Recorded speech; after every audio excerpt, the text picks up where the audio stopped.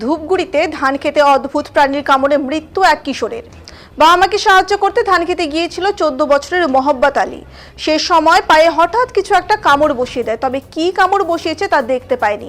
কিছুটা ব্যথা শুরু হয়, বাড়িতে আসে, সেখানে শুয়ে থাকে। বিশ্রাম নেওয়ার সময় পায়ের ব্যথা মারাত্মক আকার ধারণ করে। এরপর পরিবারের সদস্যরা তাকে নিয়ে আসে ধূপগুড়ি মহকুমা হাসপাতালে।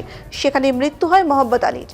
ধূপগুড়ি ব্লকের বারোখড়িয়া গ্রাম পঞ্চায়েতের জহেরটারি এলাকার ঘটনা চাঞ্চল্য ছড়িয়েছে এলাকায়।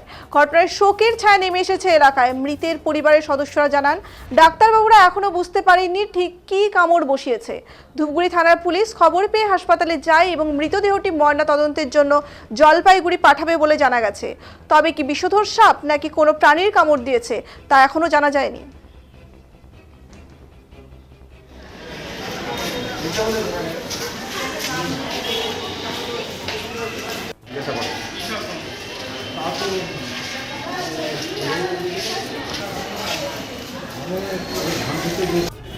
এখন বাচ্চারা তো ওই ধান কাতে গেছিলো, ধান কাতে যাওয়ার পরে ওইখানে ওই একটু ঘোরাঘুরি করতে কী কামড় দিয়েছে।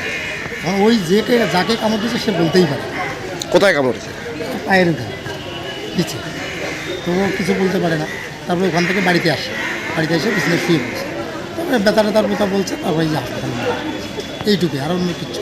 তারপর হাসপাতালে এসে কি হলো? হাসপাতালে এসে মারাই গেল। বাচ্চাটার নাম? মোহাব্বত আলী, বয়স? বয়স 14। আপনার কি হয়? আমার কাকা তো ভাই। আপনারা কি বুঝতে পেরেছেন কি কামড়েছে? না, আমরা বুঝতেই পারিনি। ডাক্তারবাবুরা কি বললো? ডাক্তারবাবুরা তো এখন কিছু বললো না, ওরাও তো বুঝতে পারেনি। এখন পুলিশ বডি নিয়ে যাবে? হ্যাঁ, বুঝে যাবে, ইয়ে করবে। কোন এলাকার ঘটনা এটা? বারোখড়িয়া এলাকার নাম? পাড়ার নাম হচ্ছে জহেরটারি। আপনার নাম? আমার নাম হচ্ছে রবিউল আলম।